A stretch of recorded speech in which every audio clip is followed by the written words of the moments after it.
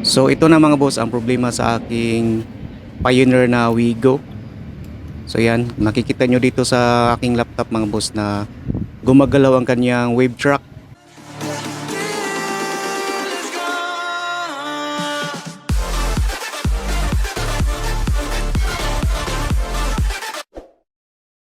Yo, what's up mga boss and welcome back to my YouTube channel, JimLG TV. And for today's video mga boss, mag-DIY repair ako sa aking Pioneer na Wigo. So magpalit ako ng pitch control mga boss, yung kanyang tempo. So bago tayo magpatuloy mga boss, huwag mo naman kalimutan i-subscribe ang aking YouTube channel, JimLG TV, and click the notification bell para more updated ka sa aking mga bagong videos. Stay tuned lang mga boss.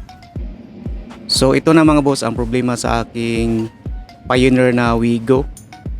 So yan, makikita nyo dito sa aking laptop mga boss na gumagalaw ang kanyang wave track. So yan, ito ang may sira na tempo mga boss. So yan mga boss, nakikita nyo sa aking laptop.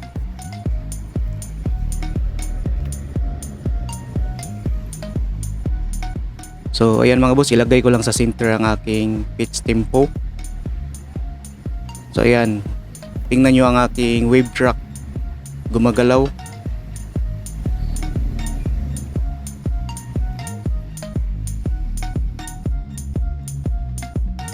So yan mga boss, na 120 to 121 gumagalaw ang kanyang pitch tempo.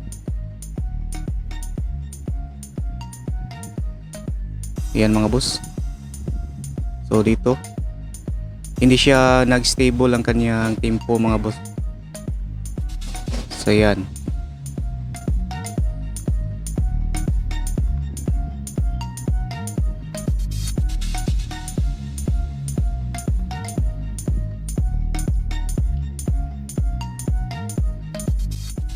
So hindi siya gumagalaw mga boss kapag inilagay ko sa ibaba at sa itaas.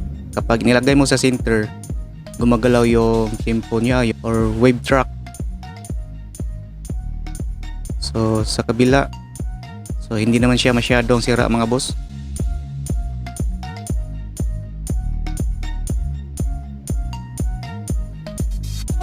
So yan, gumagalaw yung sa channel A or sa channel 1.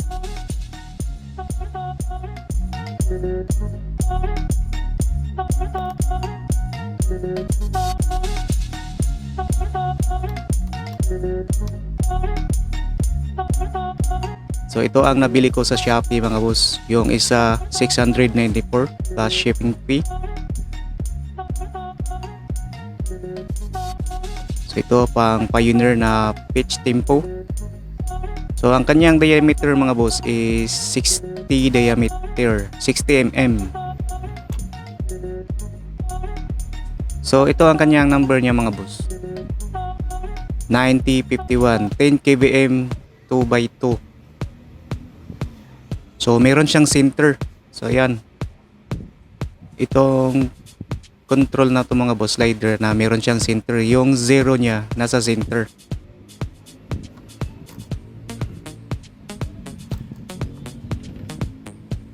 So mga boss, huwag mo naman kalimutan i-subscribe ang aking YouTube channel, and salamat sa mga nagsubaybay sa aking channel mga boss, and stay tuned lang. So ito na mga boss, naisimulan ko ng magtanggal ng kanyang mga knob. Then pagkatapos sa likod, tanggalin ng screw.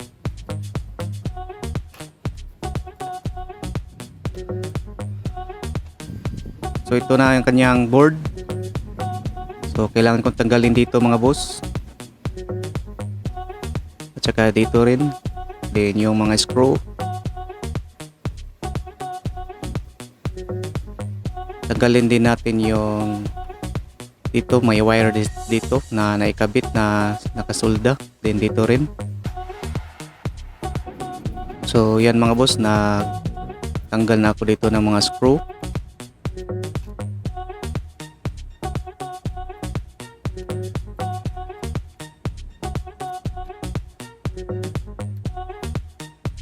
So ito na, naitanggal na dito mga boss.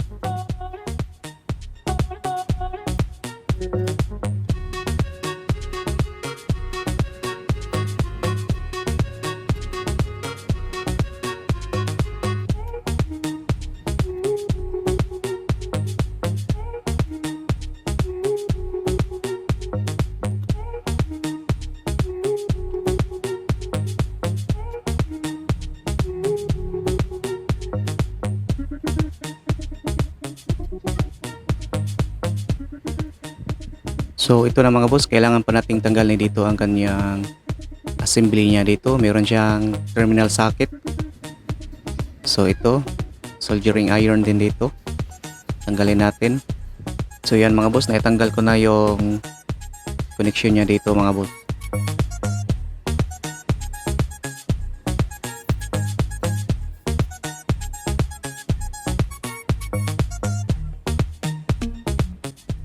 So ayan, nabaklas na natin yung PCB board niya mga boss. So ito ang kanyang board niya mga boss. So yung volume niya dito, napalitan ko na yung isa.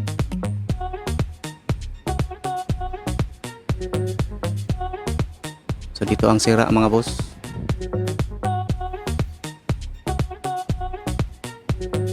So yan mga boss, natanggal na tayo ng control. So yan mga boss, apat pala na pin ang ating nabili. So ito lang ang ating sundin mga boss. Dito ang number niya mga boss. At saka sa ito rin dito yung number. Ito lang ang sundin natin kung saan nakapisto yung number. So nagsimula na ako ng tanggal sa kanyang control. So ito mga boss, apat na pin sa itaas at saka apat na pin sa ibaba. So magkaiba sila mga boss sa nabili kong pang new mark. So dalawa lang yung sa itaas, then sa ibaba is apat.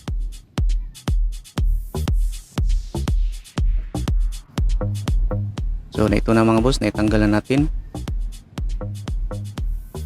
So yan, ito ang kanyang number dito sa gilid. So ito ang kanyang sira rito mga boss. So parang hindi na makapal yung carbon brass. So dito ang number. Sundin lang natin kung saan naka-pwesto yung number mga boss. So yan, lagay na natin ang ating control.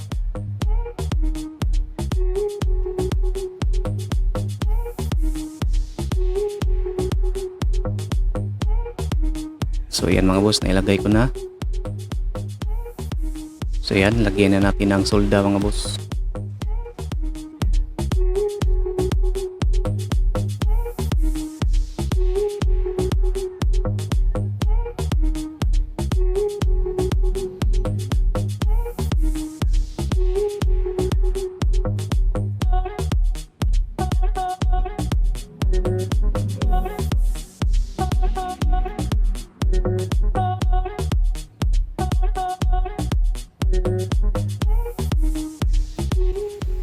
So pagkatapos dito mga boss, kailangan nating daanan ng cutter blade para hindi dumidikit ang kanyang mga pin sa paglagay natin ng solda.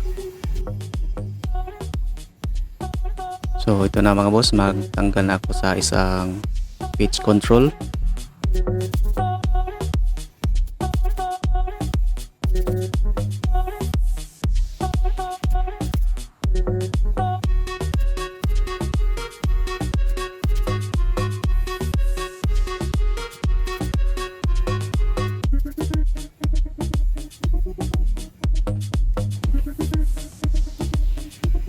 So ito na mga boss, tanggal na. Then ito ang number niya sa gilid. Sundin lang natin.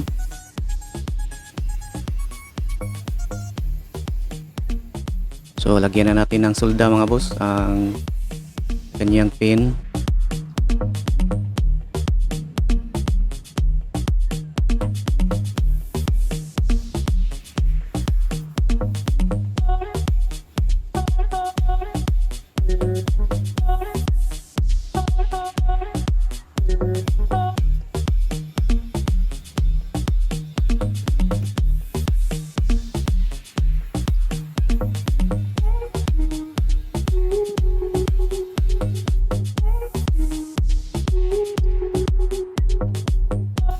So ito na mga boss, naikabit na natin yung bago nating pitch control. So yan, meron siyang center. Then yung isa din, nalagay na natin din dito mga boss.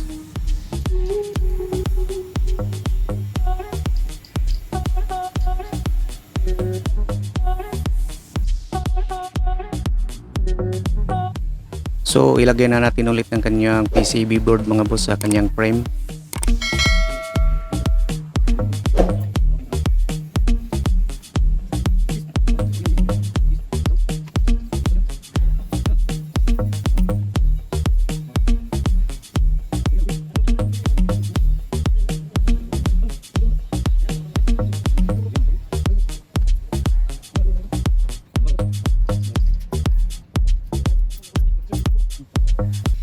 So ito na mga boss, naikabit ko na yung assembly niya dito sa terminal socket. Then sa kabila rin.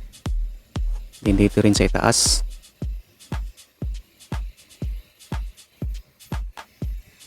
So ito na mga boss, mag-testing na tayo. So hindi ko pa nailagay yung cover niya sa likod mga boss. I-connect natin ang kanyang USB. At saka sa ating laptop, i-connect natin ang kanyang USB mga boss. So ito na mga boss, na-detect na ang kanyang sound card. So yan, mayroon siyang lumalabas. Yan, Pioneer. I-okay lang natin mga boss. So susubukan natin ang kanyang pitch control. So yan mga boss, hindi na gumagalaw ang kanyang pitch control. Subukan natin, ayan.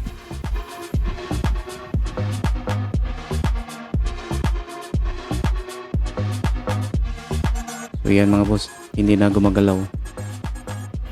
Ayan sa kabila rin. Ayan.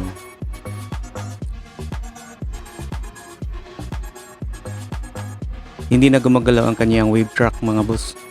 Ayan, tingnan nyo dito. Nakastable na siya dito sa 130. Then sa kabila rin, 133. Hindi na gumagalaw ang kanyang pitch control. Then nilagay ko na sa center ang kanyang pitch control.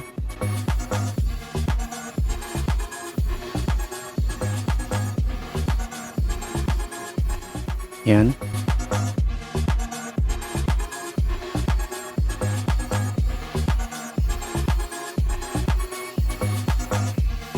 Yan mga boss, okay na mga boss, hindi na siya gumagalaw.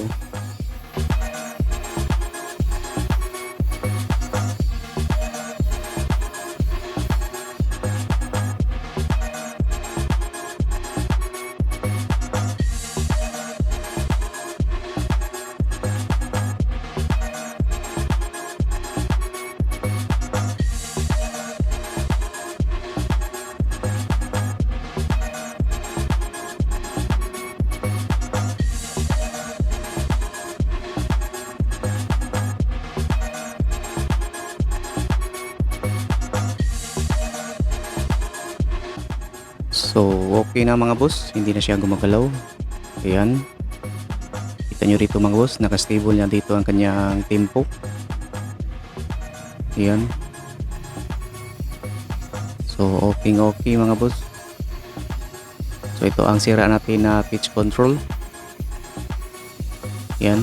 Pinalitan ko na lang yung dalawang pitch control mga boss. So yung problema yung isa sa channel A or channel 1. So yan mga boss, okay na mga boss. So ito na mga boss, na ilagay ko na yung mga knob niya. Then meron na siyang cover sa likod. Then susubukan natin ulit mga boss. So yan, gumagalaw na ang kanyang wave track. Then pag nilagay mo sa center, hindi na gumagalaw ang kanyang wave track mga boss, yung tempo niya. So hanggang dito na lang ang aking video mga boss. So huwag mo namang kalimutan i-subscribe ang aking YouTube channel, JimLG TV, and click the notification bell para more updated ka sa aking mga bagong videos. Salamat mga boss and God bless.